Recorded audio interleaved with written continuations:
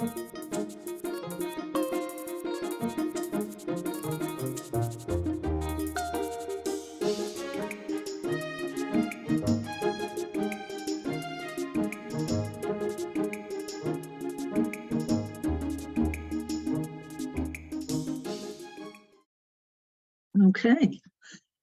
Noting that it is 7 p.m. on July 12th, 2023, I'll call the Board of Health meeting to order because we do have a quorum. And since it is a virtual meeting, we will go around and each member will announce their presence. So Daryl Beardsley present. Matt Beavers present. Julie Dreyfus present. Diana Hook present. Okay. Welcome, everyone. So we have, as you can see, 5 variance hearings this evening. This meeting was done specially to address those so that they're handled within the 45-day period that we have to review and approve them once the applications are complete. And that required the addition of this meeting. And then we had a few other items come in that, so for timely handling, a number of food and installer permits. But first, I'd like to announce a couple of items that were not reasonably anticipated by the chair 48 hours in advance of this meeting, and then we can decide whether we'd like to add those to the agenda. So one is a mobile food vendor permit for Melt for an event at Silverwood Farm, and another is an installer permit for RKN Landscaping of Marlborough. And are there any other urgent items? Hearing none, do we have a motion to add these items to the agenda? So moved. Seconded. Any other discussion? Hearing none. Matt Beavers, aye. Julie Dreyfus, aye. Diana Hook, aye. Rebecca Honeywell, aye. And Daryl, aye. And we have the food inspector with us now, so maybe we can address the food permits first. And would you like to, I can pull up any of the documents, but maybe you just want to give an overview of their status? Sure. Good evening, everybody. Jackson FE Coffee Cabin has been previously inspected. It's relatively low risk, strictly coffee and cold holding for accompaniments that were fully operational upon inspection, access to hand washing on the unit. The New England Surf Camp has finally been inspected and approved. He's met all the criteria according to the camp code. I certainly thank the building inspector for his assistance in making sure that they had a compliant shelter on site, a tent that met his standards from the building code. And I just inspected Rustic Pizza this evening for a change of ownership, and we have a couple items that we're going to be working on with him. There was a couple issues upon inspection that he's committed to correct, one being a refrigerator that wasn't operating at proper temperature. He took corrective actions using some ice temporarily until he can get that back up to par. He also had an expired hood tag, which he has scheduled to get cleaned, and a couple other minor issues. Dow's Orchard, I suggest approving the permit. I did receive his food safety or his certified food protection manager certificate. I'm still working with him. I just sent an email this evening on gathering some more details with his cider making operation in the fall, and more information on his HACCP plan that he's submitted. So I just sent him an email this evening, just soliciting some further information that we need as far as that goes, so we can ensure that it's documented, that it's done safely. Not saying that it isn't, but we need to, the code requires for us to have that detailed, identifying hazards specifically E. coli and other things that might be turn up in fresh juices. He does have a UV tube that he runs the cider through, so those can be pretty effective, but just to have that in writing. Grandy's ice cream, I did inspect them last night. Actually, I traveled over to Walpole to inspect them. And I think that was it. Oh, there was melt. Oh, Melts, yes. I did meet with him, conducted an inspection of that vehicle last week. It was found in compliance, has hot and cold running water, potable water tanks, wastewater tanks. He disposes of the wastewater at his base of operations, which he submitted all the documentation for. His mechanical refrigeration was working properly.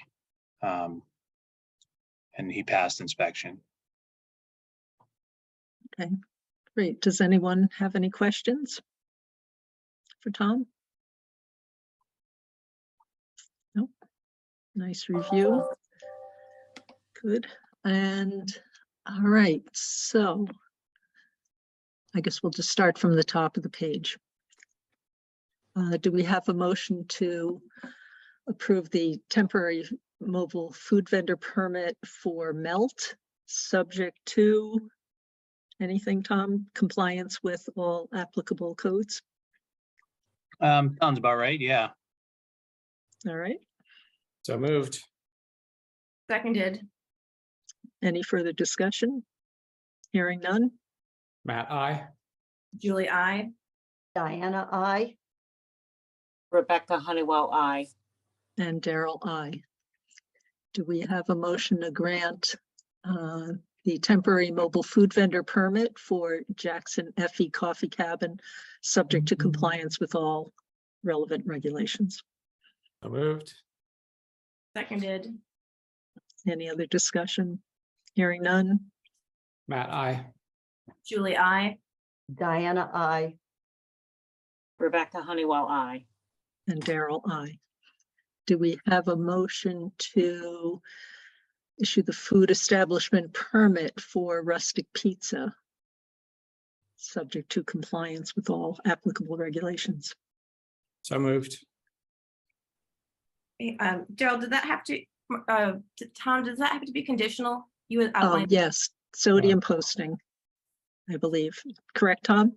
Yeah, sodium posting and then also correcting all the sanitary code The violations outset. issued this evening. Okay. I thought that might kind of fall under that all applicable regs, but okay. So with those two additional conditions of the sodium posting and correction of the items identified. I'll move that. I'll second that. Okay, any other discussion? That was a good discussion. Hearing none, no more. Matt, I. Julie, I. Diana, I. Rebecca Honeywell, I. And Daryl, I. Do we have a motion to issue the seasonal food establishment permit for Dow's and Sons for Dow's Orchards, And if I can, subject to compliance with all applicable regulations? yes, there's a sodium requirement for that one. Oh, how am I missing all of these? Yeah, okay. Including the sodium posting. So moved. Seconded. Any further discussion? Hearing none. Matt, I. Julie, I. Diana, I. Rebecca Honeywell, I. And Daryl, I. Do we have a motion to grant the temporary mobile food vendor permit for Grandy's Ice Cream, subject to compliance with all applicable regulations? So moved. Seconded. Any other discussion? Hearing none. Matt, I. Julie, I. Diana, I. Rebecca Honeywell, I. And Daryl, I. I think that takes care of it for the food. Did I miss anything? We didn't do the camp. Yes, we'll do the camp and the and then do the installers. Okay. So do we have a motion to issue the permit for the recreational camp for children, ratifying the food and camp inspector's previous approval for New England Surf Metro West? So moved. Seconded. Any further discussion? Hearing none? Matt, I. Julie, I. Diana, I. Rebecca Honeywell, I. And Daryl, aye. Okay. Thank you, Tom. Oh, thank you. I just quickly wanted to ask, is there a sign that I could distribute to vendors that are required to post for sodium? Or is that something that they generate on their own? They typically Ellen, create that on their own, Tom. Okay, and in most cases, they just have to write what the level is found at and have it posted at a front entrance to the facility or inside where the customers can see the posting. Hmm. And it shouldn't Do you be know too if this- small. I remember some of them used to post real tiny signs. It should be legible and Conspicuous. readable. and Mark, do you have a link to the code for that? That's a local code, correct? Or is that? That's a Okay. local code, yeah, but if you want, we can work on that on a sidebar. Sure. No Okay. problem.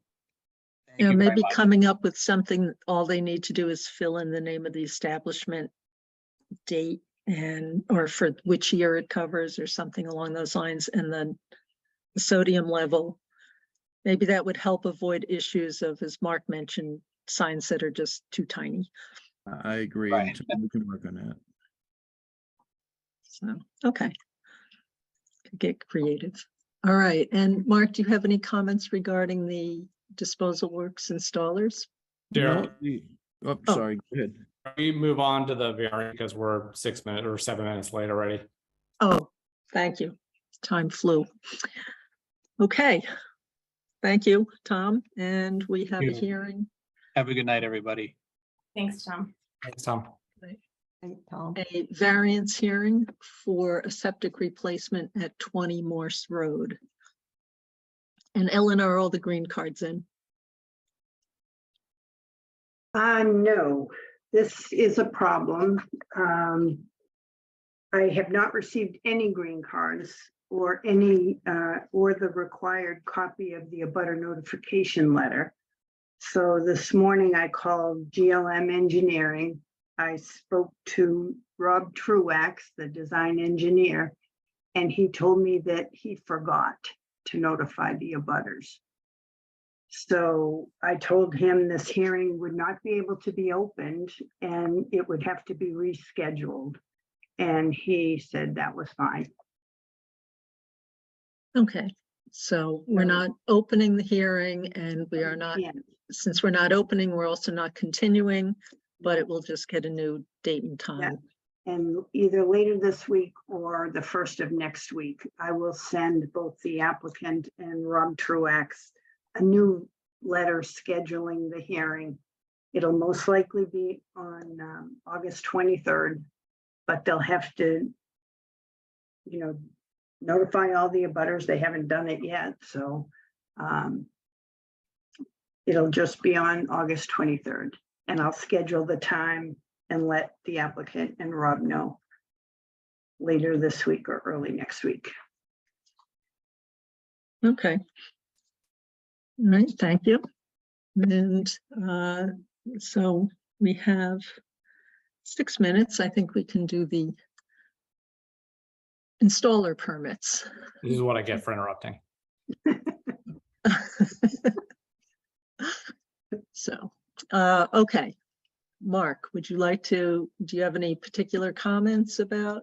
what No, Ellen- both the applicants are new to the town, so I spoke to both of them, different projects, and explained the pre-construction as well as one of them's for 53 Farm Road, and that's new construction. So there's a few extra requirements that they have to have the major plumbing installed as well as the well location plan, and that was with RKN of Marlboro, and we spoke Okay. today. And I spoke with the other installer It had to be a couple weeks ago, and I believe he's doing, and Ellen, correct me if I'm wrong, I believe he's working on Pleasant Street for an installation there. The barrows. Okay. And were we able to vet them with any other towns? The staff usually do that, and I'm not for sure if they check to see if they're in good standings, but from my discussions with them, they were courteous and they seem to understand the requirements. Okay, that's good. All right, does anyone have any other questions? All right, so we'll start here with Barrows. Do we have a motion to issue a disposal works installer permit for Barrows Septic of Worcester, conditional to pre-construction conference? So moved. Seconded. Any other comments? Hearing none? Matt, I. Julie, I. Diana, I. Rebecca Honeywell, I. Okay, and do we have a motion to issue a 2023 installer permit for RKN landscaping of Marlborough, conditional to pre-construction conference? So moved. Seconded. Any other discussion? Hearing none? Matt, I. Julie, I. Diana, I. Rebecca Honeywell, I. And Daryl, aye. Okay. I believe you've been copied on an appeal letter that we received from legal counsel for a resident regarding the ledge disruption permit that we approved for 39 Wildwood Drive. I'd like you to, before the next meeting, have a look at it. It was long, 190 or so pages. So if you could take a look at that. Keep in mind what the requirements are for appeal. One, if there is anything that has changed about conditions pertaining to this site or this project since we granted or made our decision. If there is new information that is brought forth in that appeal letter about the situation. And then there's also an issue of whether 3 experts, professional experts of some sort, have submitted new information. So those are things to keep in mind. And then we would have a hearing on this. And given that the next meeting after the meeting on July 19th is August, I want to say 23rd, Ellen, am I remembering that right? Yes, that's correct. Okay. I'm thinking, I don't know what people feel about whether you might have time between now and next week to review the materials and think about that and whether we should try to address this next week or not. I know that's hard to say if you haven't looked at it yet. I think it's reasonable. I mean, from my standpoint, obviously I won't speak for others, but I think I could be ready to discuss this next week. I think the other thing I'd add is would just ask everyone to familiarize themselves with our regulations regarding the appeal process. Mm-hmm. Yeah, so Ellen, I know you've sent that out before, but I think that's handy to have if folks don't have it from before. Okay. Oh, actually, certainly Julie and Diana wouldn't have it because you weren't here for the last time we had an appeal, which was the first time I've been part of an appeal. So we don't see them too terribly often. You saved me an email to Ellen. Yes, Ellen, I'd appreciate that. Okay, I'll send them out. Okay. All right. So we're coming up on the 7:20 appointment. So I'll ask if Ellen, if we have all the green cards for. Well, before you do that, so are you scheduling this appeal hearing for next week? Oh, yes, actually, sorry, Because I will need to jumped the gun. do a time. And next week's meeting, there's a variance hearing at 7:30, which this is another one which I think will not happen, but that will be up to the board next week. Then there's a variance hearing at 7:50. And then at 8:15, you've already scheduled the continuation of the public hearing on the regulations. So I don't know if you want to just push that off until August 23rd and put the appeal hearing in at 8:15 next week. Okay, so I think, I don't know what people feel about the regulations. I'd say we could either push them off or strictly limit ourselves to 20 minutes and get through at least another small batch so that we're not too late within the appeal hearing, but we still cover ground. But anyone have any thoughts about how to approach this? I will say that where you pick up on the public hearing, the changes to the regulations, you're going to pick up the next one you discuss, if you continue to go in order, Mhm. is the water quality. I mean, there's a bunch in that section. Right. And if I can add, just in coordinating all the efforts in respect to the appeal, I was planning to put the septic and well plan on the agenda for next week as well. So maybe timing wise, we'll have to consider which one takes place first. Oh. Okay, so that isn't on there yet, but that will no, take some time. I did ask Ellen to place it on for review purpose only. Mhm. To the Okay. board, if it's ready for approval.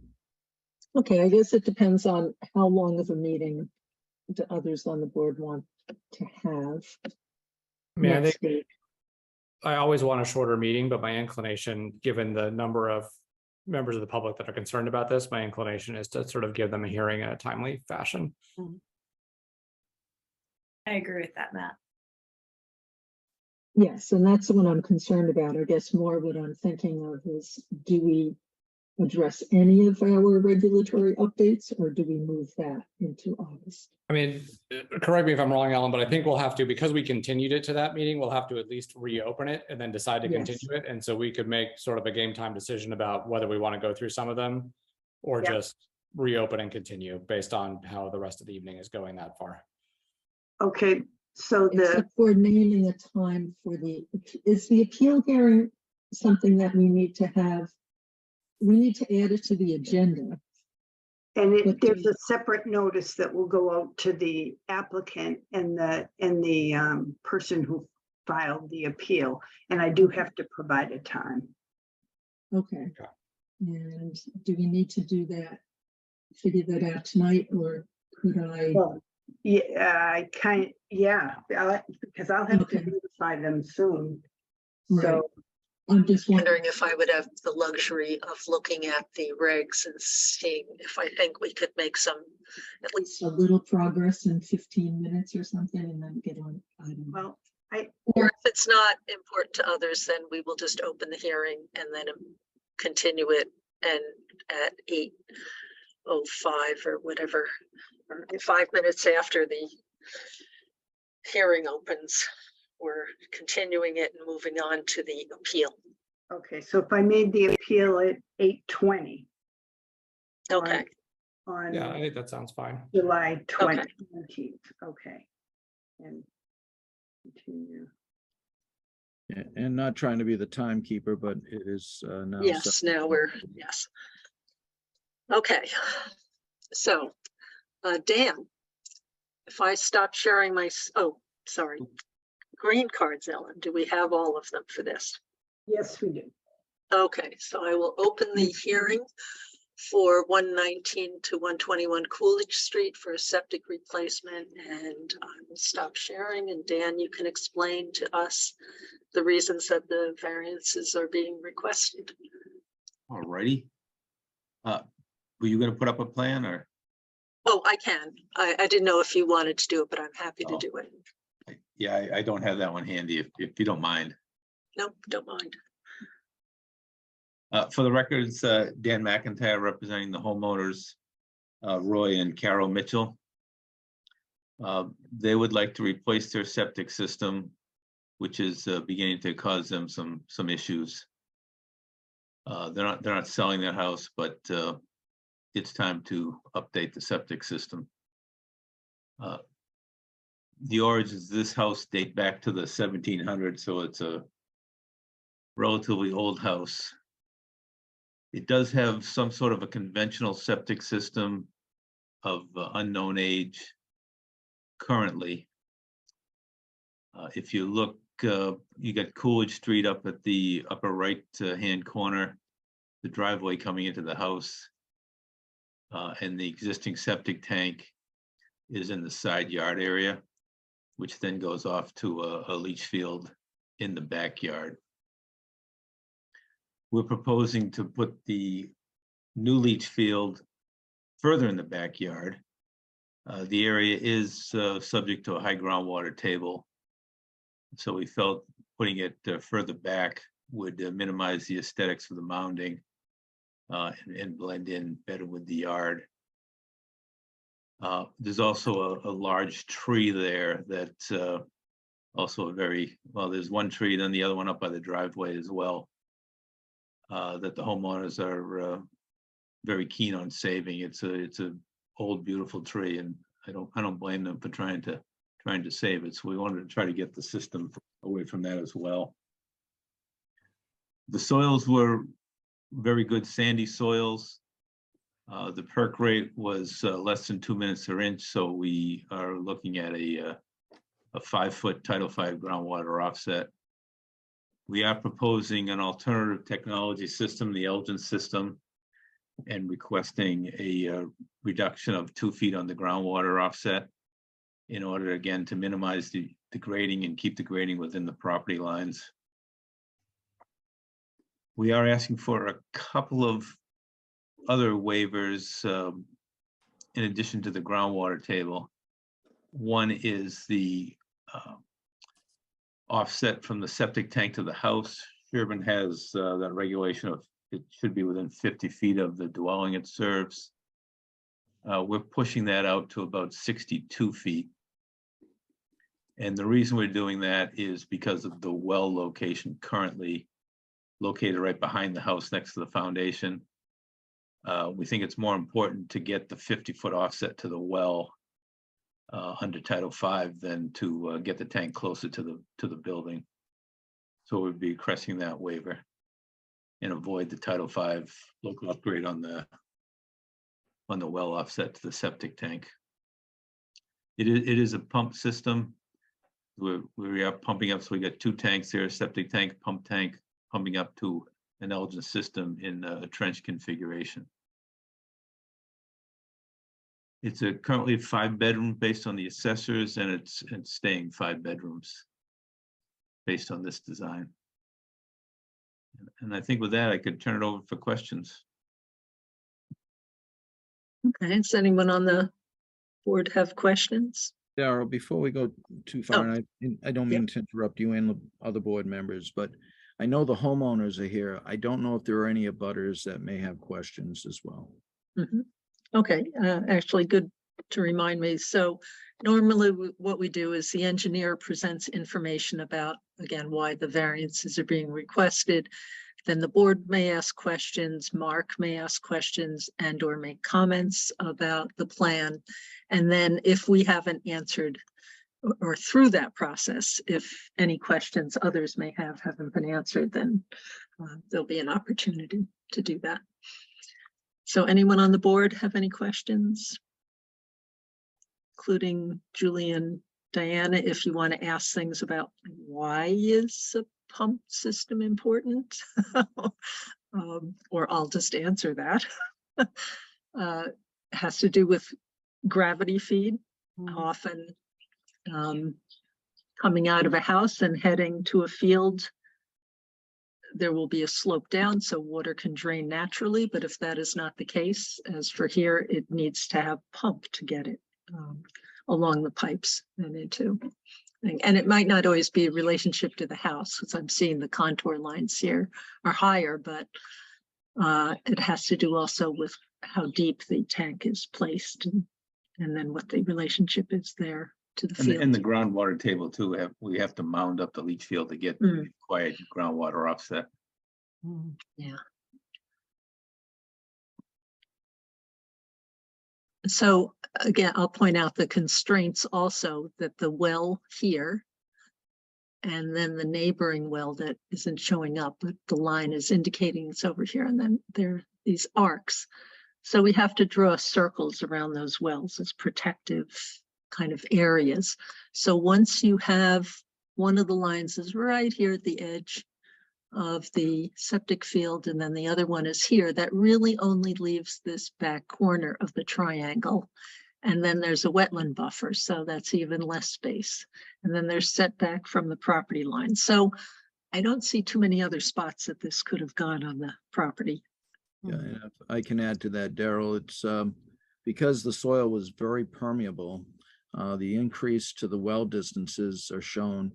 The abutters well had to be at least 175 feet because it's downhill, and the well on site is uphill at 155 feet, and it would have to be 150 minimum. So that was another challenge for the engineer to make sure he had the right distances to the.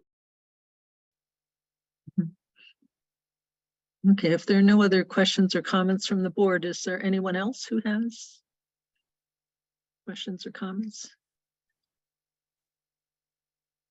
Okay, hearing none. Let me pull up the Just real quickly, if I might, Yes. this is Roy Mitchell. My wife Carol is here, and we just wanted to let the board know, or I mean, you already know this, but Dan did an excellent job, we think, given the constraints that were just mentioned. What he did was design the system in such a way that really that's about the only place that it could be. And he's addressed our concerns and our questions, and as you know, does a good job. Yes, we think he seeks out complicated things because he's a puzzle master or something. He certainly did in this case. I suspect he's good at darts, finding just the center. I'm sorry, keep going. That's fine. Okay, anyone else? Otherwise, we'll move on to voting on the variances. Okay. So do we have a motion to grant a variance to section 8.01, which has to do with our groundwater offset requirement of 5 feet? And they're using an IA technology, which allows a reduction down to as little as 2 feet, but 3 feet is being provided. Well, in this case, Daryl, it's the minimum would be 3 feet because of the fast perk rate. Ah, okay, thank you. So moved. Seconded. Any other discussion? Hearing none. Matt, I. Julie, I. Diana, I. Rebecca Honeywell, I. And Daryl, I. And then its companion, also having to deal with depth to groundwater, is, do we have a motion to grant a variance to section 8.02? So moved. Second. Sorry. Any other discussion? Hearing none. Matt, I. Julie, I. Diana, I. Rebecca Honeywell, I. And Daryl, I. And do we have a motion to grant a variance to section 13.0.1, which is about the septic tank distance from the house, as Dan mentioned? So moved. Second. Okay, Any can other I- discussion? Yes, can I just ask, what is the distance that it will be for the record? Dan, do you have that? 62 feet, Ellen? I didn't hear you. 62 feet. Okay, thank you. Okay, did we move second? Any other discussion? Hearing none? Matt, I. Julie, I. Diana, I. Rebecca Honeywell, I. And Daryl, I. And we have a Title V local upgrade waiver. So do we have a motion to grant a variance to 15.4051J? And so again, for especially Julie and Diana, I don't know if we've discussed when tanks are in the ground and some of the fittings that go into the sides of in and out of the sides of them are close to groundwater. They're rubber connections that are used in order to prevent either leakage into or out of the tanks into the groundwater. So. And the H20 rating is, that's the designation for a heavy duty tank, a vehicle rated tank. Although it won't have any vehicles driving over it per se, because of the high groundwater, we need the weight of the heavier tank to offset the buoyancy of the groundwater, so it doesn't float up.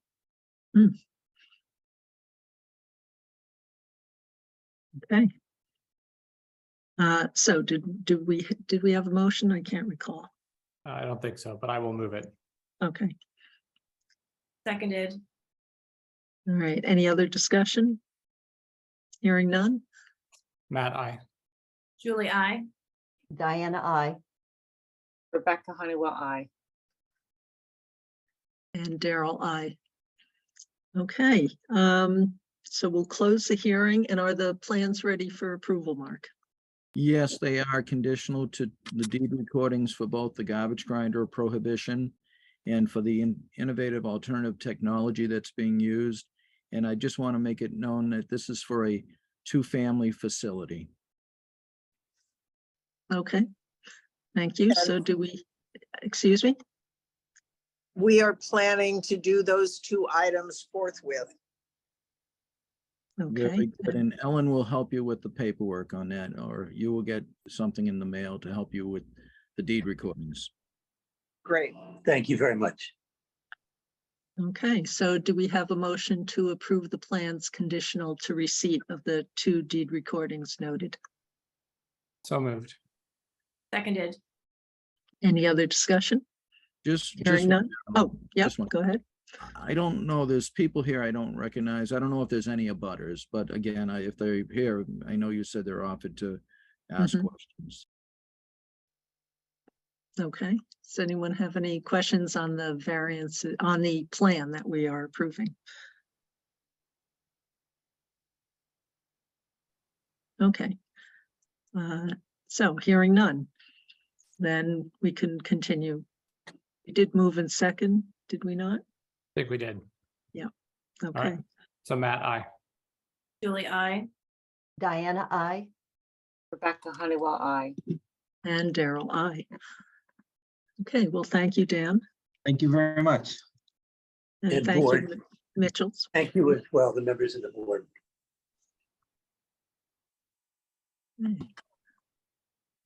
Let's see. Okay, we have Dan, don't go anywhere. Okay. And Ellen, regarding the 18 Wood project, have we received all the green cards? Yes, and everything is in order.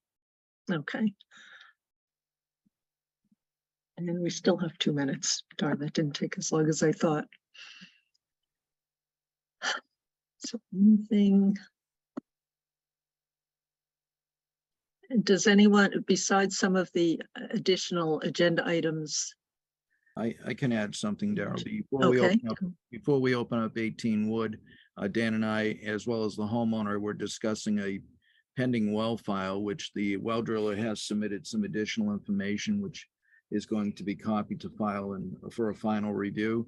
But they are actively working to finalize their well that was drilled about 5 years ago. There just had to be some additional testing, and there were some pending items. So that will be coordinated with the release of the plan. That's okay. this property, Mark? I'm sorry, 18 Wood, the next Okay, project. okay, thanks. Thank you. And Yeah. will that be on the next agenda then? No, they actually had the well approved 5 years ago and they drilled it and they did some of the initial testing but never finalized it. And that was found when we started doing the file research for this hearing. But that will be separate from the septic plan approval. But as it relates to finalizing final certifications for both, my goal is that the owner has the well file completed and certified prior to the plan release. Okay. All right. So that'll be a condition later. All right. Great. Thank you. And all right. So we will open the hearing for the septic replacement at 18 Wood, and same process as the earlier. Dan, you can explain to us the reasons for the requested variances. Okay. Thank you.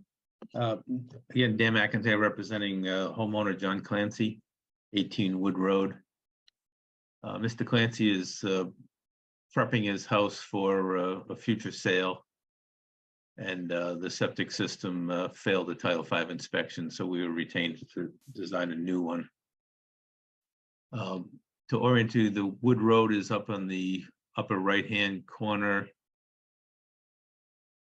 It's a bit of an odd-shaped triangular lot. It's kind of down near the cul-de-sac of the end of Wood Road. The existing well is in the front yard.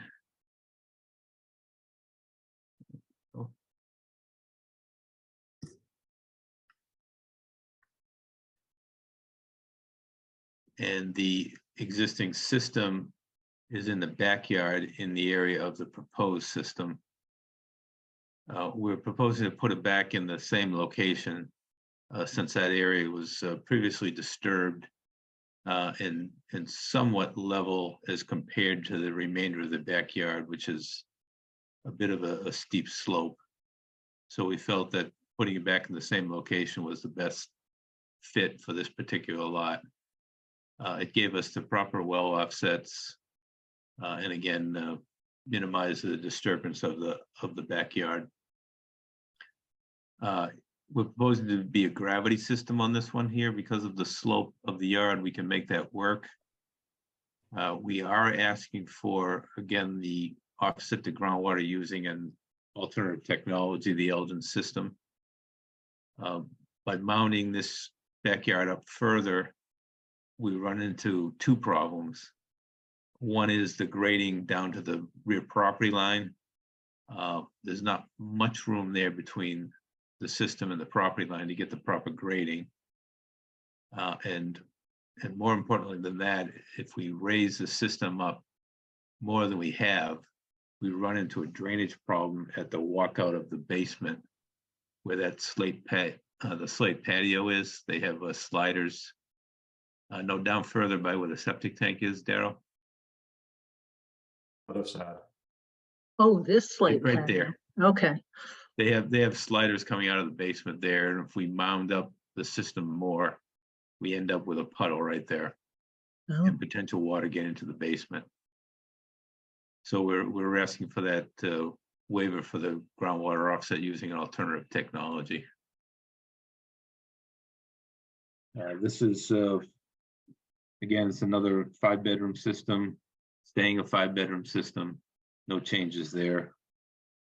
And the only, we are asking for the 2 waivers, one on the groundwater offset from 5 feet to 2 feet using alternative technology. And then one because the groundwater table is within 5 feet of the surface. So we're asking for that waiver under the Sherborn regulations. We don't need any local upgrade waivers because the Elgin system is approved for this offset under the DEP approval. So we don't need a local upgrade waiver on that. So with that, I can open up to questions. okay. Does anyone on the board have a question? Again, I think the rationale seems reasonable to me. Mark, does this make sense to you, given what you know about being out on the site? Definitely. Again, Dan took into consideration not just the septic system, but drainage. and also the house location in respect to drainage. I do know, I saw the homeowner here, so I do know the homeowners here as well. If I don't know if there's any abutters, but this is a practical solution to a septic replacement. And John, do you have any questions or comments? I don't know. It's pretty straightforward. Dan's been very helpful, and I've spoken with Mark about the well. Actually, didn't realize that paperwork wasn't on file. Had kind of relied on Northeast well and spoke to Cliff, but we'll obviously get whatever paperwork's necessary. It's been functioning and working well since we had it drilled deeper 5 years ago. But Very good. question. We can finalize that, just so you know, the well driller submitted information Yes. this Monday, so you'll be taking a look at. And when we do the house inspection, we can look at the well equipment as also. But thank you for getting the well driller to get that information to us. Absolutely, no problem. Okay, anyone else?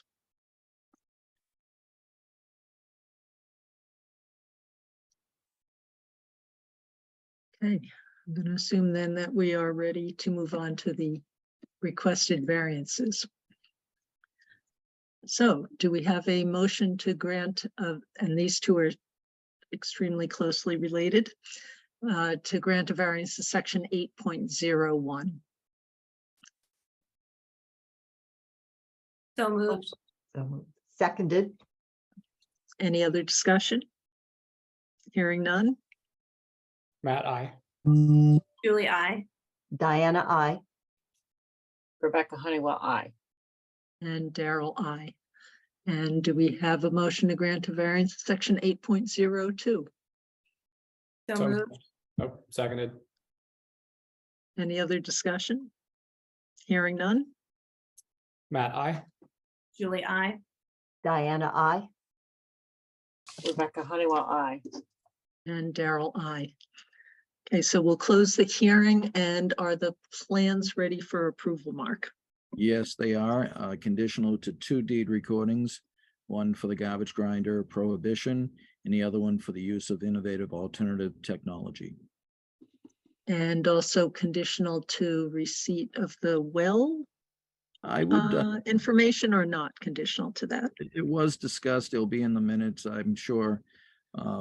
It will be taken care of in concert with the septic installation. Okay, but it doesn't need to be a condition. No, I mean, they're 2 separate permits, so I think it Okay, would complicate it. I believe they will be completed in concert, and that way everything's wrapped up before the house is on the market. I think it's Mhm. going to the market. okay. Sounds reasonable. All right, so do we have a motion to approve the plans conditional to receipt of the 2 deed recordings identified? So moved. Seconded, Ben. Okay, any further discussion? Hearing none? Matt, I. Julie, I. Diana, I. Rebecca Honeywell, abstain. And Daryl, I. Okay, thank you again, Dan. Thank you. And let's see. And then again, don't go far, but I won't go too far. we'll have to figure out what we're doing for 12 minutes, but We can approve minutes. yes, we can definitely do that and go back to seeing if there's anything more for next agenda. Okay. I'll drop off. Thank you very much. Yes, thank you, John. for your help. Good night. Okay, so minutes. I had a few minor comments. I thought they captured a very complex evening quite well. I'll agree. Those were fantastic minutes, Ellen. That was a tough meeting, and I think it really summarized it well. Yeah, oh, thank you. I will make the comment that I think literally everybody found that I spelled Maine with the state of Maine without the E. I mean, I found it too, but I figured somebody else would catch it, so I didn't say anything. I mean, everybody told me. So, all right. So do we have a motion to approve the minutes as amended? So moved. Seconded. Seconded. Either way. Any other comments? Hearing none. Matt, I. Julie, I. Diana, I. Rebecca Honeywell, I. And Daryl, I. So we did appeal. At a time. Let's see. I think it's just agenda items for the next meeting. But it's already seeming like it'll be relatively full. Hmm. Do you want me to go over the agenda for the next meeting or? Yeah, see if that sparks our imaginations. I can just find it. You have the two septic variances, Ellen, but I believe 181 Brush Hill will be continued or need a new hearing. I know that. Continue. That's what I'll be recommending. Yeah, I'm sorry, I don't know what I did with that agenda, but I don't have it here right now. Oh, I might have it. Let's see. I know I have it. Oh, I did find it. It was stuck. Oh, to okay. stuck to a previous application. Okay, so 7:30 variance hearing that will not, I will recommend that you not hold it. 7:50, another variance hearing. Then 8:15, the continuation for the public hearing. 8:20 will be the appeal hearing for 39 Wildwood. Then there's under chair's business, I have ratification of approval of the chair's previous approval of the memorandum of understanding and relevant software agreement under the SAFE program. I will take the appeal letter off of chair's business since it will be moved to the appeal hearing at 8:20. You'll talk about the Farm Road Homes 40B, the date of the site visit. The chair also has a discussion of Regulation 3, Section 13, earth removal standards. And then the agent has the new septic, new well plan for 39 Wildwood. And I'm hoping I somehow get the minutes for tonight done so they can be approved at the next meeting. We'll see. Okay. And Mark, which is the site visit that's this week? And that's the one at Coolidge Street. I don't Okay. have the number in hand, but we are doing a site walk on this Friday at Coolidge Mhm. Street. And on another subject, on the appeal process, I know it was requested through an attorney. I don't know if the board was planning to have a town attorney at this meeting since we are dealing with another attorney that requested the appeal. I will confess to having been incredibly busy with my own work recently, trying to be busy with my own work. And I need to at least reach out to town council. Since not too long ago, we had guidance about the appeal process. I think it should be similar to what we were advised previously, but, oh, Jeff, is that something that I can be? Two notes on it. One, it's first of all, it's 108 Coolidge. And the walkthrough is Friday morning at 9 a.m. And the second thing is we're going to vote at select board the night before to request, as we usually do, a 30-day extension to provide comments. Okay. Thanks. So I don't know if any other board members are interested in a site walk for the project. Just need to let Jeannie Guthrie know if you are. And 10 a.m., 9 a.m. Sorry, I know you just said that, but 9 a.m. okay. I forget, I think it's 12 homes proposed on the site. Mhm. Okay, so it must be the one the following week for the other project. That's 10 a.m. Yeah, that, I'll still trust you on that one. I'm not that far out. Okay.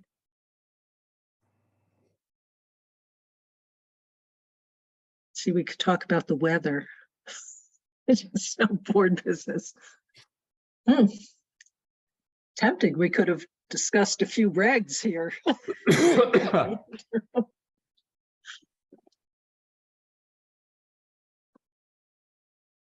Yeah, I would say it might be a good exercise for the emergency response team if they haven't done exercises.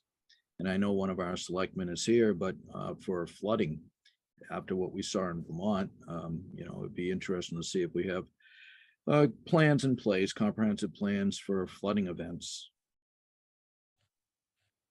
I know it's- that there's been some studies going on about where the spots are in town that are vulnerable to flooding. So, And I know it's not on the agenda, so I didn't mean to create a new agenda item. I just. no, and we're not going to really deliberate on anything, but I think there are studies ongoing as part of the climate change work that have identified a few points, such as where I believe where 27 crosses the Charles River.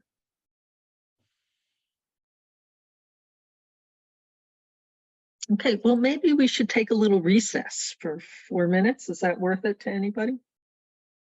Sure. Okay, I gotta turn on some more lights. It's getting dark. okay. I'm gonna get a beverage, like tea, unfortunately.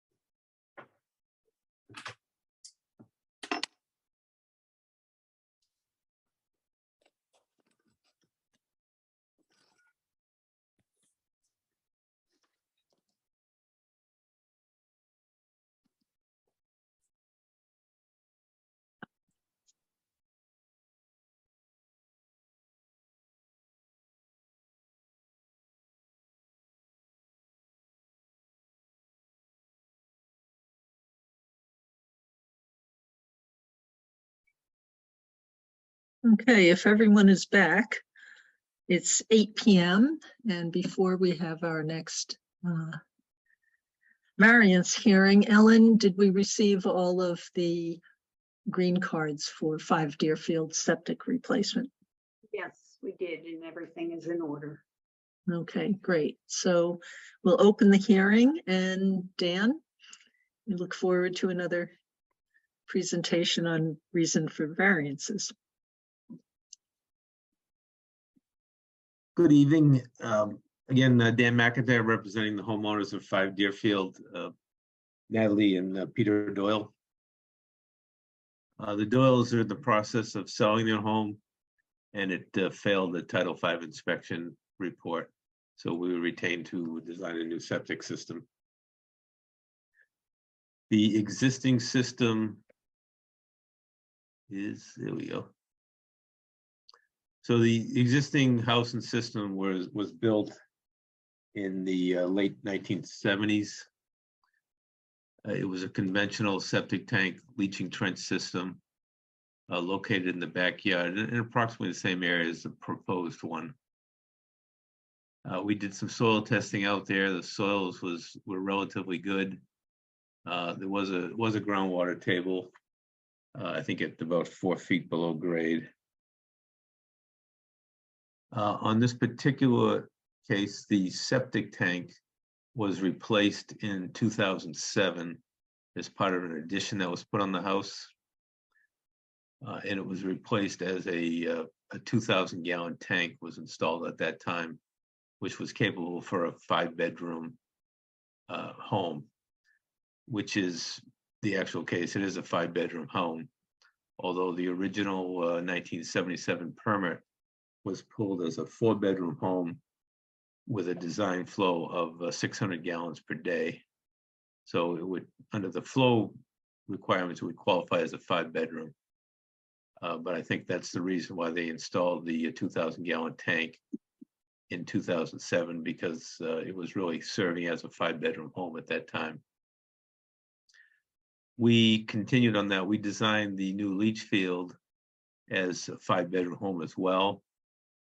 We did make it in complete compliance with Title V, with all respects, including a reserve area. So in case the board did think it was going to be new construction, we would qualify that under Title V. We are asking for one waiver request under the Sherborn regulations. So we would qualify for the +1 if the board disagreed that it was a 5-bedroom home currently. So we inspected the tank that was installed in 2007. It looked good to us. We're installing some new risers to grade on that. And we're putting a new conventional leach trenches in approximately the same area as the existing system in order to minimize the amount of tree removal that has to be done, since that area was already disturbed. We meet all the well offset requirements for the on-site well and abutters wells. And I think this is a pretty straightforward one. We are requesting the waiver from the Sherborn regulations for a 5-foot offset down to the Title V 4-foot offset in order to minimize the grading, which would cause additional tree removal, and to keep it a gravity system. So we're respectfully requesting that waiver from the board. Yeah, again, in all other respects, it's a Title V compliant septic system. So with that, I could open it up to questions. Well, if I may, Madam Chair, Yes. as it relates to the bedroom count, I pulled the assessors record. So in 1978, prior to the changes in Title V, it was considered a 4-bedroom septic system. Back in those days, they counted bedrooms different. So I am not for sure if they had additional, it only shows the bedrooms, it doesn't show the room count on the 1978 assessors records. But in 1992, the assessors records show information that it was a 5-bedroom with 8 rooms. So there could have been something that went on when they built the house that it might have had more rooms. And Dan, you might be able to help me on this on the above the first floor. But In the most recent evaluation, it shows 9 rooms, 5 bedrooms. So the last 2 assessors records do show it as a 5-bedroom house. Okay. And just so I don't make people dizzy by moving the plan around, I can't remember, does this not have a garbage grinder? No, we did not design for garbage grinder. Okay, okay. So yes, I think this will be a +1, I would assume, Mark, since we've had guidance from DEP since about if a system was designated as a 4-bedroom system, regardless of what the gallonage is, That's we would correct. treat it as a 4-bedroom system. So was that the case on this one? Has it? If you look at the records, yes, the original, and I don't have that in front of me, but the original disposal construction permit, Dan, if you have it, if it showed 4 bedrooms, then this would be considered an additional bedroom.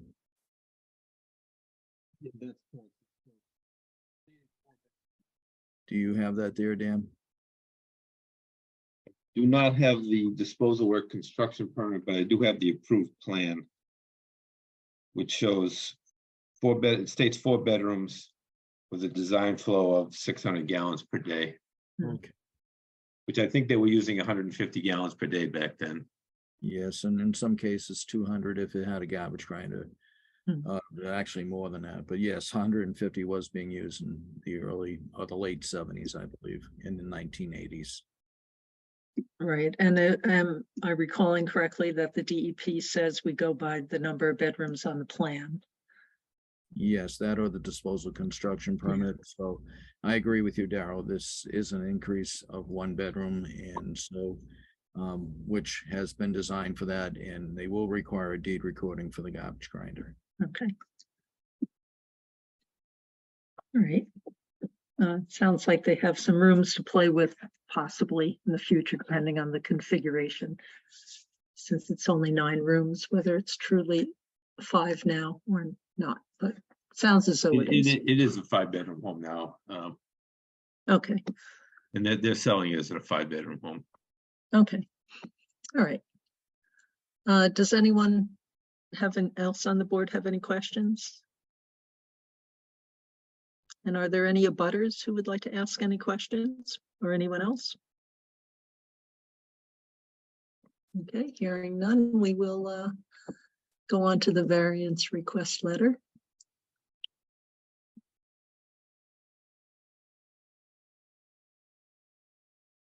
This is rather deja vu. So do we have a motion to grant a variance to section 8.01? So moved. Seconded. Any other comments? Hearing none. Matt, I. Julie, I.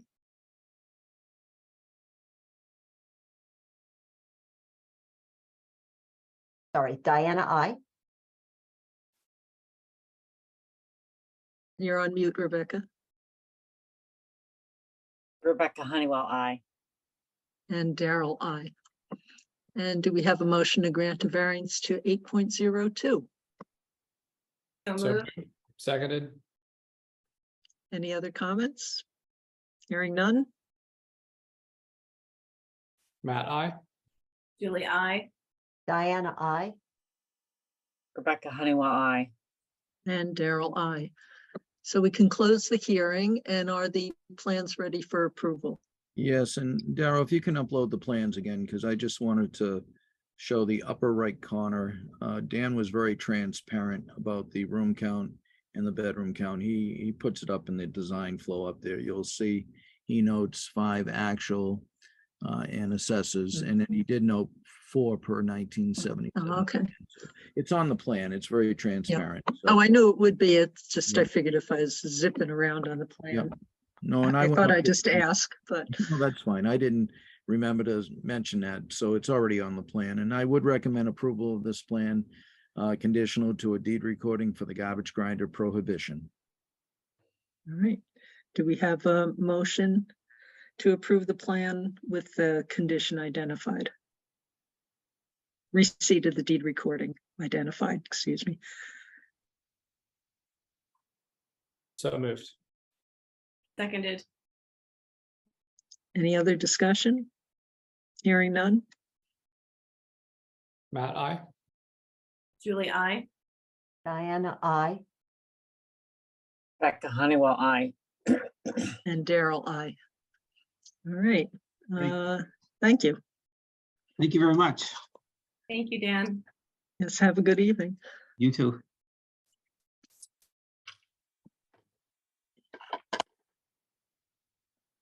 All right, 4 minutes. Any singing, dancing, jokes? Oh, I have a joke. Let's see if I can remember it. Hold on a minute. Daryl, all the jokes I know are from popsicle sticks, so I'm sure you're gonna be better. No, I think this is right up that alley.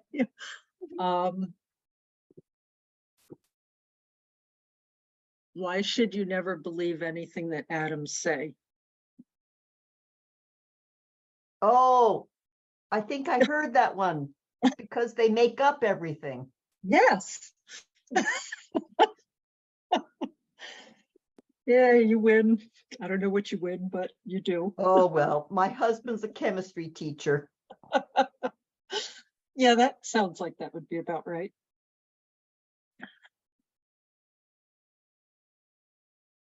That was one of my previous professions. I taught chemistry years ago. Don't ask me any atomic jokes nowadays, though, but I did that back in the 1980s in Framingham High School, taught chemistry. Forgot it all. Yeah, all that stuff is tough when you stop using it. Yes, exactly. All that math stuff I used to think was really wonderful. That I don't was even know why anymore. the challenge with chemistry was always the math. I had accelerated sophomores who didn't have enough math behind them, so they got very confused when we started doing chemical equations, but Mm. it was still a great job. You know, it was a fun job. Did you get your summers off, Mark? Well, I was doing that for a maternity leave, and then I went back, and unfortunately the chemistry part of it was not available. So I started subbing, and that's when I decided to get into public health, because unless I was going to stay with people that were there seriously for learning, I was going to switch off. So unfortunately, back in the early 80s, there was no chemistry positions available. So I moved on into public health, which I did a little bit of that work too through college. In my summers during college, I actually went to the Marlboro Board of Health and worked as a part-time intern, unpaid intern for 1 year. And the other 2 years, they were paying me minimum wage. So I got a little taste of public health way back then. And you liked it enough that you went back to it. Yes, I did like it enough, and I still like public health. It's just, you know, it's always getting through the different avenues you have to go through to get things done. But in the long run, it still has, you know, a healthy goal, basically. Pardon the pun. Well, that sounds really productive because all of my college jobs just taught me what I didn't want to do.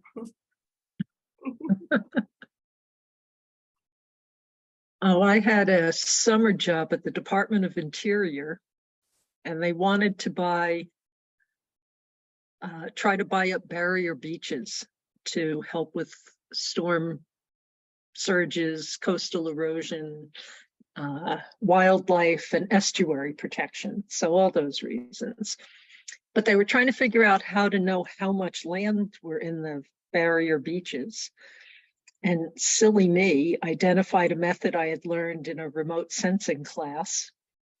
But nobody within the whole Department of Interior in Washington that I couldn't find anyone who had this tool, which is basically randomized dots on a clear plastic sheet that you count the dots, and then you have a sense of how many dots per, you know, square inch or something, and that could then translate into area. So you count the dots. So I had to make one to begin with, and then I was counting dots for weeks.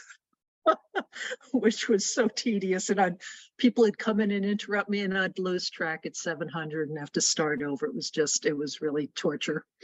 But so it is time for our next hearing. So Ellen, have we received the green cards for the 22 Ash Lane septic replacement? Yes, we have, and everything's in order. Okay, and I see that the engineer had logged in, so we will open the hearing. And Eric, I have the plan up. I don't know if you'd like to bring up a plan separately, but I'm happy to, display this. And no, that's explain it fine. around. Okay. It's a little bit more busy, I guess, or than Dan's. But as you can see, it's that the project is 22 Ash Lane. It's a single family, 3-bedroom home. It has a lot of buffers and a lot of constraints.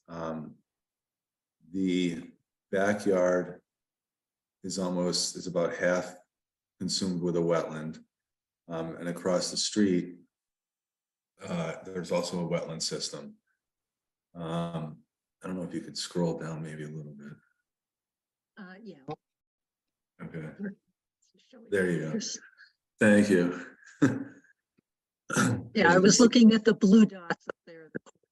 Oh, okay. Yeah, so there's a wetland system that takes up about half the property, almost an acre in the back, and then there's one across the street on Ash Lane. There's also the on-site well is just south of the garage, downhill. Yep. And then the closest neighboring well is to the north. It's uphill, but it's kind of an interesting situation there between the septic system and that well. There's a pretty good sized knoll. So if you look at topography, I mean, it goes up and then it goes back down. So, but it's just slightly uphill. When you take a shot on it, because it's the knolls in between. Survey shot. The existing septic system is located off the 3-season porch. It's a cesspool with a pit coming off of it. So in fact, the cesspool is acting like a septic tank, but it is in failure. Given all the constraints, I tested around the same area there, and Mark and I were out there, and we discovered that there's a lot of fill in that area. It almost seems as if that the wetland system on the other side of Ash Lane and the one to the rear at one point were connected, and they just filled the lot in, which happened a lot back. I think the home was built in the 50s or 60s. So we had a lot of fill, a lot of trash. I was able to run one perk test, and it came back as a very, very high rate, 40 minutes per inch. Beneath the fill was a sandy loam material, not very good. I was not able to run another perk test because I had groundwater intrusion. Water started coming in. It was pretty damp soil. So given the constraints of the site with the well buffers and the wetland buffers, I decided to use the fast geoflow system. It's IA technology that provides advanced treatment. Because we are closer, I mean, we're still within the state requirements for the well buffers. We're 100 feet away from the neighbor and from our own. We don't meet the local requirements, but this just provides advanced, better secondary treatment of the effluent, as well as better protection to the wetlands. As you know, with the FAST system, it's also a bed. It's not a trench system, so there's a variance to that. What else was there? Have one letter. Yeah, I didn't have 5 feet to above the natural soil. I did ask for a variance to go to 2 feet to the groundwater, which the redox was about 40 inches, I believe. It's allowed, it's permitted with the IA system. And then we went 60.2 feet to the bordering vegetated wetland versus the 125 with the Board of Health. This project has received approval from the Conservation Commission. Madam Chair, through you to Eric, if I can. Yes. Eric, we have a couple new board members, and your system's different from the other systems we saw because you have pre-treatment. Maybe if you could explain Correct, a little yes, bit about the pre-treatment in the FAST system. yes. So it reduces the bacteria. It's an aerated system. It uses oxygen to break down the bacteria and the night, and reduces nitrogen. So within the tank, there's aeration. Yes, yes, there's this aeration within the tank. It's constantly cycling. So once the effluent is pumped out into the field through a geoflow, which is almost like a garden hose with emitters in it, it's fairly clean. It's cleaner than a typical stone and pipe system. That's why the DEP allows you to go closer to groundwater.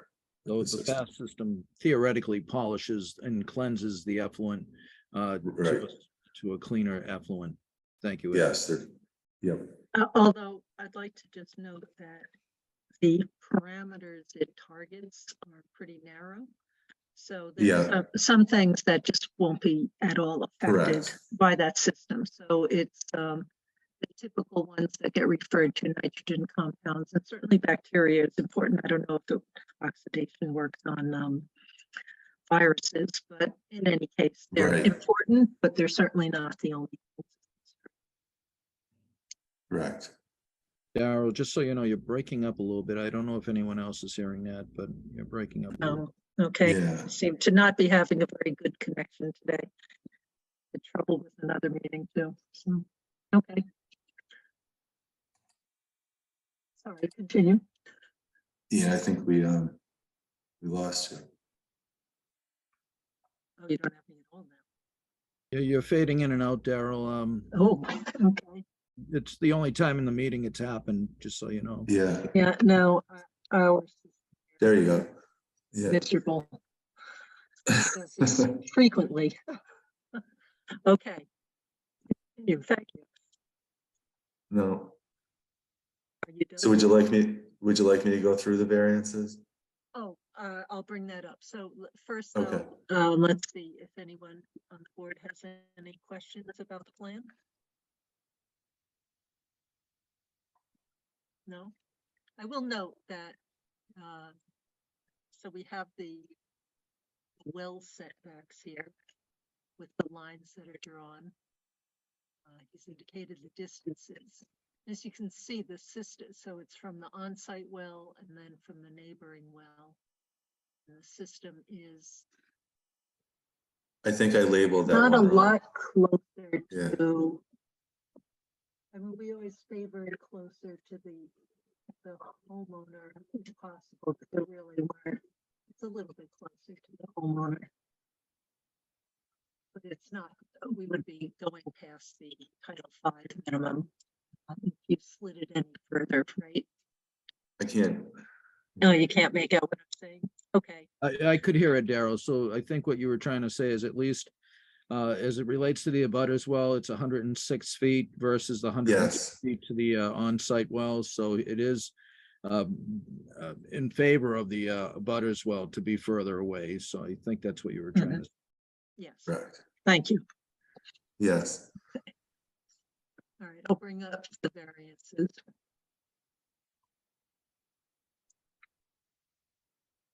Actually, Matt, do you want to do this in case I'm still breaking up? Sure, that's fine. I guess just leave your screen shared. Okay. So first variance is to section 1.2 of the Sherborn rules to allow the use of bed design to allow for 100% of the soil absorption system. So I guess question is, do I have a motion to approve a variance to section 1.2? So moved. Seconded. Any discussion? Hearing none. Matt, aye. Julie, I. Diana, I.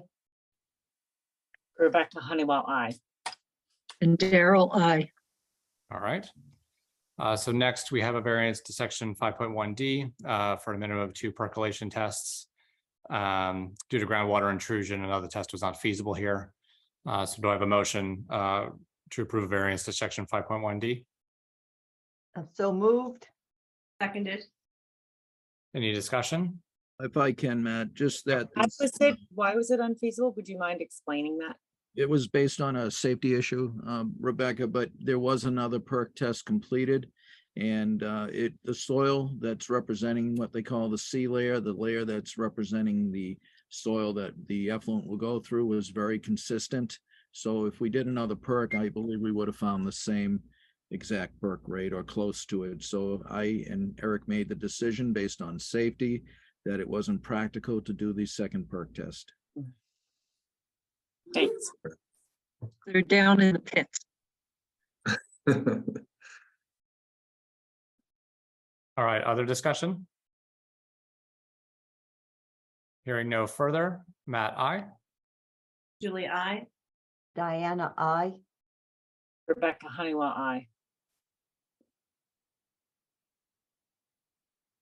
We have Daryl. Daryl, I. All right. Okay, so the next two we are now familiar with. So beginning section 8.01, this is basically to allow it to be installed 2 feet above seasonal groundwater versus 5, and the use of the geoflow system allows for this. So do I have a motion to approve a variance to section 8.01? So moved. Seconded. Any discussion? Hearing none. Matt, aye. Julie, I. Diana, I. Rebecca Honeywell, I. Daryl, I.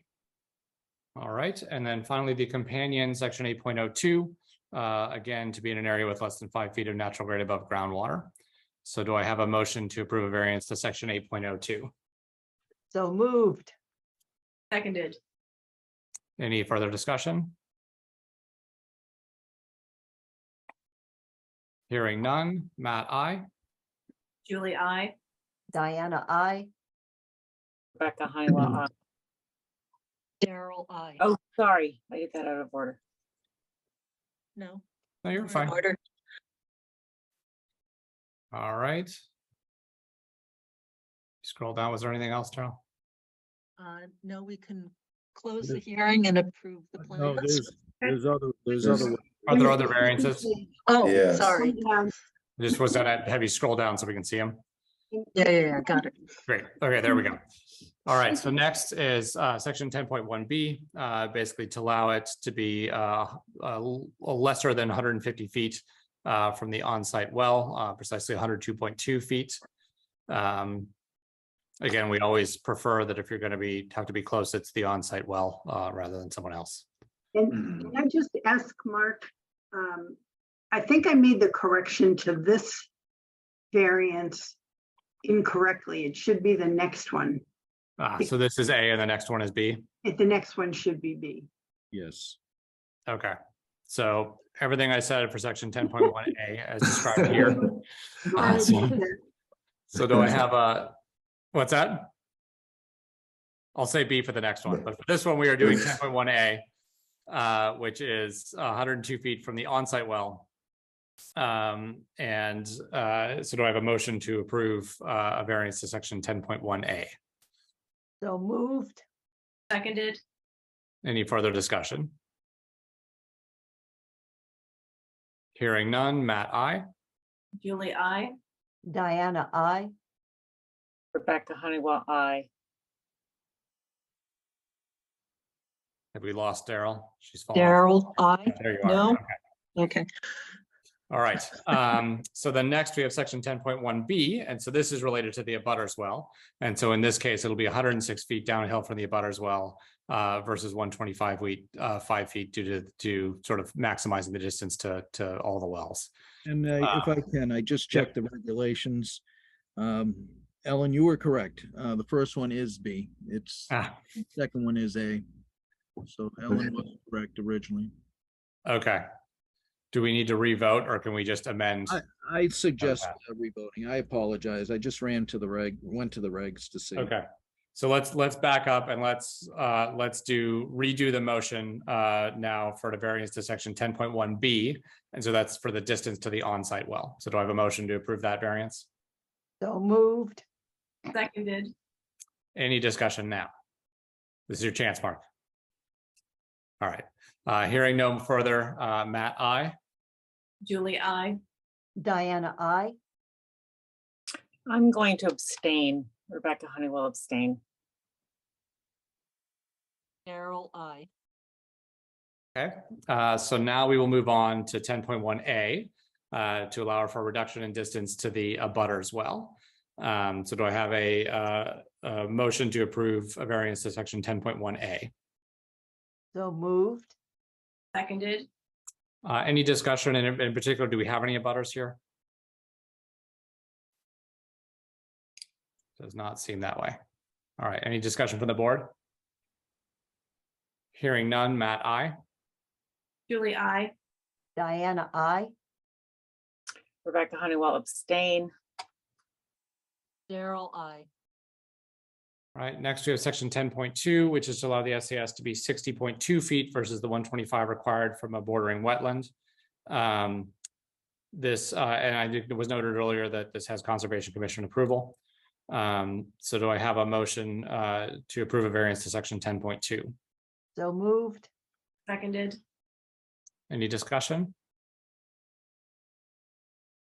Hearing none, Matt, aye. Julie, I. Diana, I. Rebecca Honeywell abstain. Carol, I. All right, so now moving on to the Title V local upgrade approvals.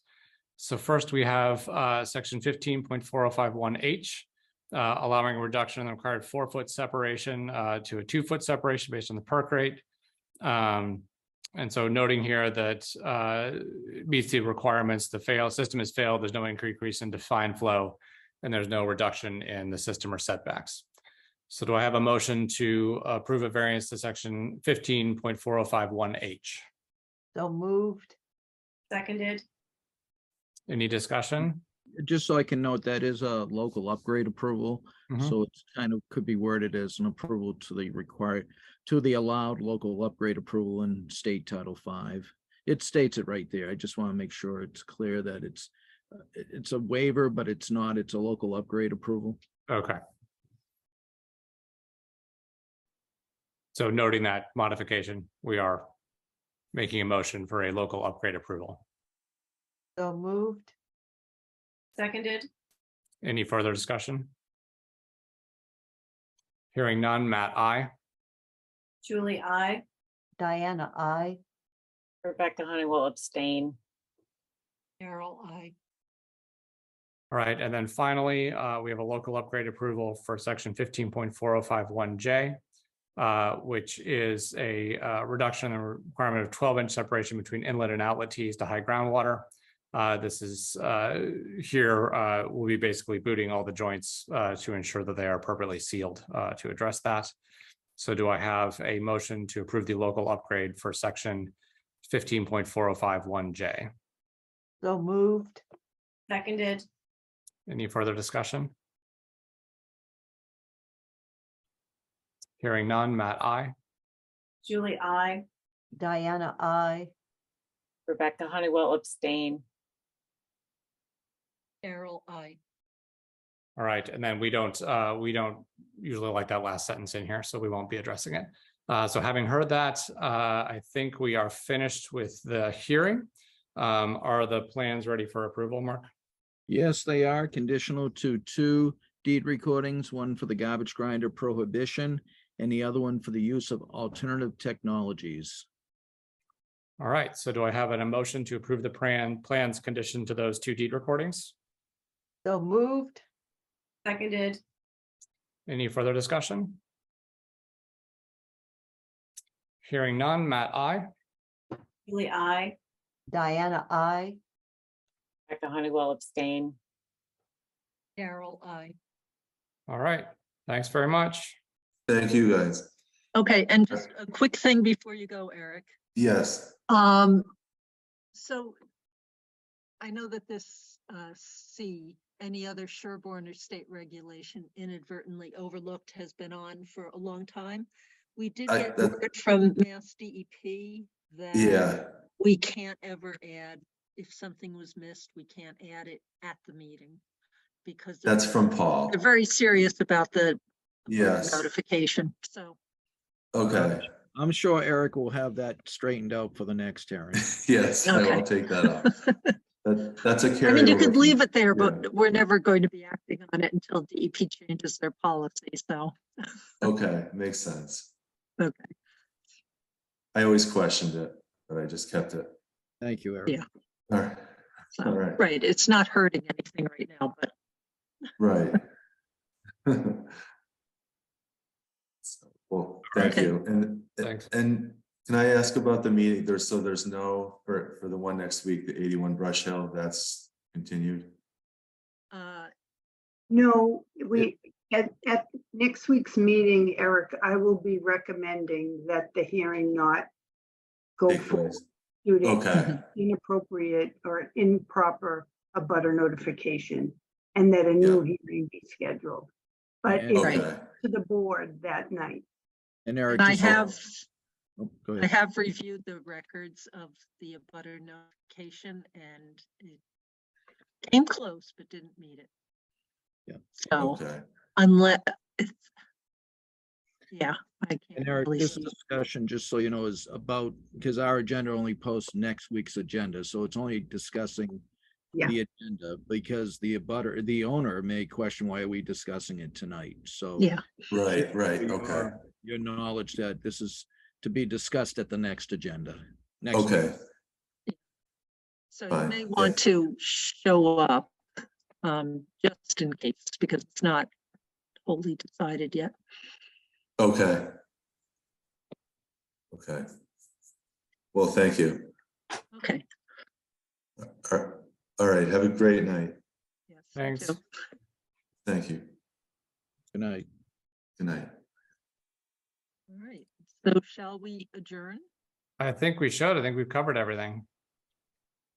And thank you for filling in. No problem. All right, so since you're still breaking up, can I ask if, can I have a motion to adjourn? So moved to adjourn. Seconded. Anyone want to talk about leaving? Ciao, guys. Thanks. Jeff. Thanks. All right, hearing no further discussion, Matt, aye. Julie, I. Diana, I. Rebecca Honeywell, aye. Daryl, aye. Have a good night, everybody. See you next week. Okay. I. Bye. Good night. I don't. Night.